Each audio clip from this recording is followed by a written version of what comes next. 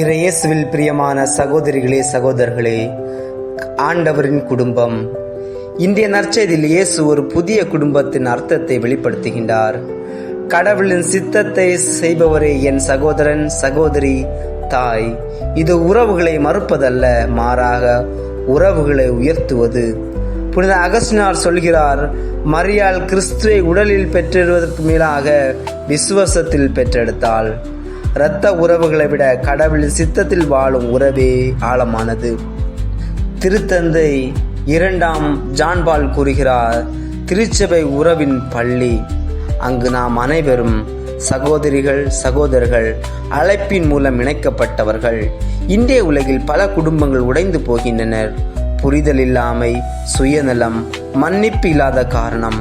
இயேசு நமக்கு காட்டும் வழி ஒன்றே, கடவுளின் சித்தம். கடவுளின் வார்த்தையை கேட்டு அதை வாழ்வில் செயல்படுத்துவோம். அப்பொழுது நாமும் இயேசுவின் குடும்பமாக மாறுவோம். ஆமென்.